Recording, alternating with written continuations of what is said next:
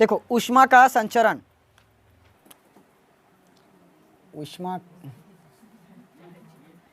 ऊष्मा का संचरण, ऊष्मा का संचरण।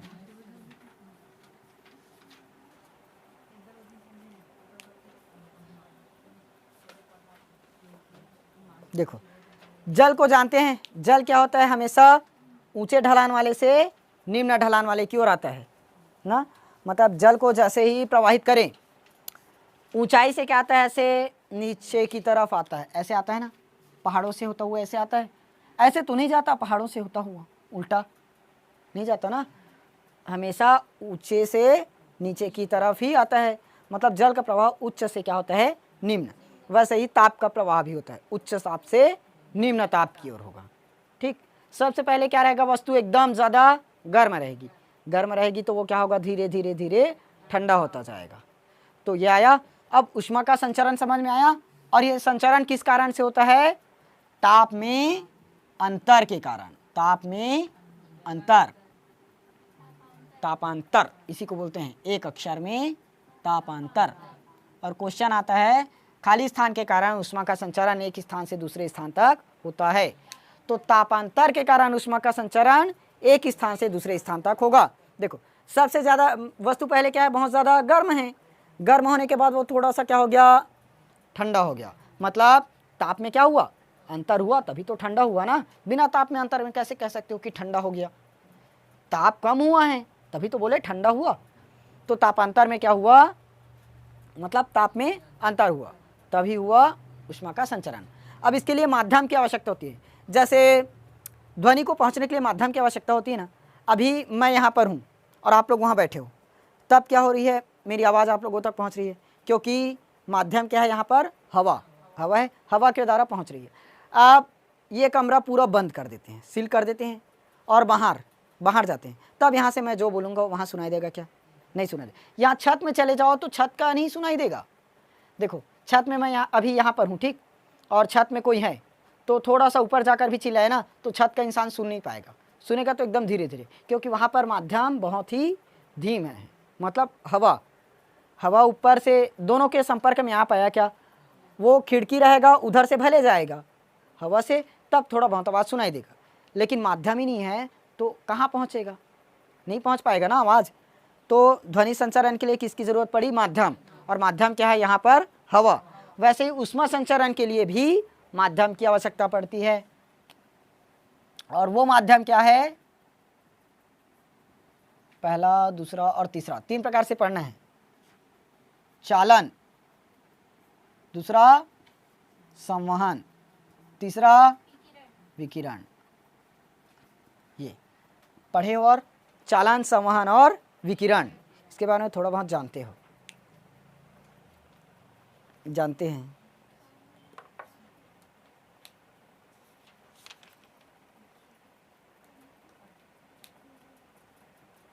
इसके लिए प्रैक्टिकल ही करना पड़ेगा। देखो प्रैक्टिकल कैसे करते हैं मैं बताता हूँ। मैं ले लेता हूँ ऐसे 3 ठो जगह। देखो ये हो गया एक लोहे की छड़, ये एक ले लिया लोहे की छड़, इस पर मैंने क्या किया, कील लटका दिया ऐसे, आलपिन या तो लोहे का कोई छोटा सा वस्तु लगा। और किससे लटकाए, मोम से। किससे लटकाए, मोम से। और किसको लटकाए, आलपिन, खिला, कील जानते हो ना, आलपिन को लटका दिए। वैसे ही सेम यहाँ पर एक और लटकाए, 2 ठो लटकाए हैं, ठीक।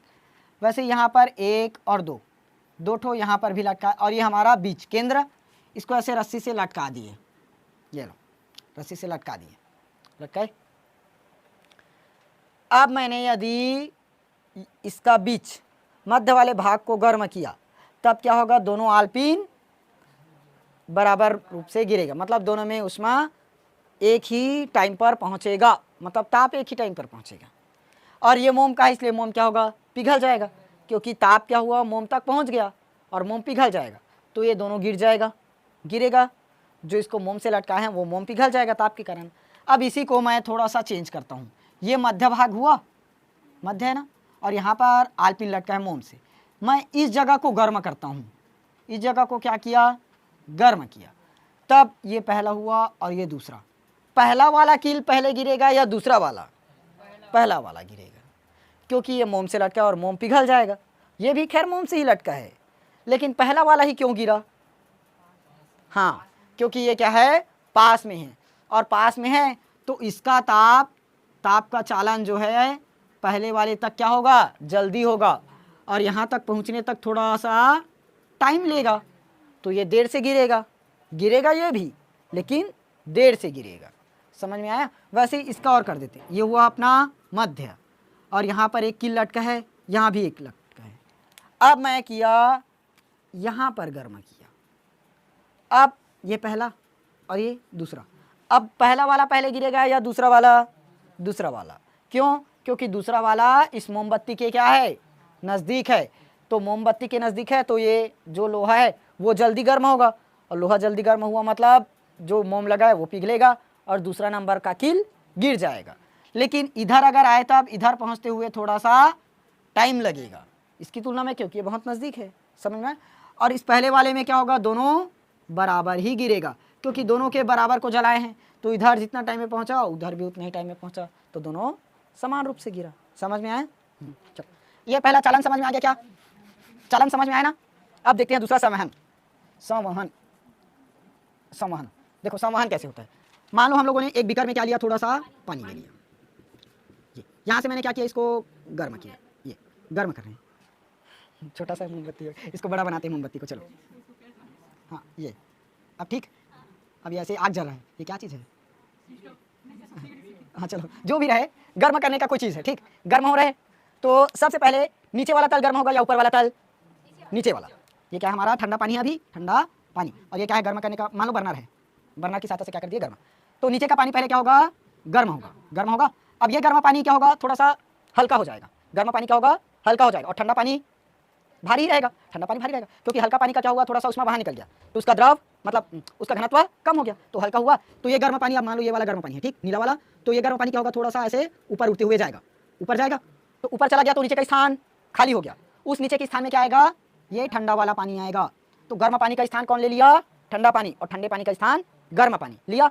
तो अब ठंडा पानी यहाँ पर आ गया, फिर से ये काला वाला जो है ना वो ठंडा पानी, तो काला वाला नीचे का ठंडा पानी आ गया, और फिर से वही प्रक्रिया चलेगा, फिर से ये क्या होगा, गर्म होगा। गर्म होने से क्या हो गया, हल्का हुआ।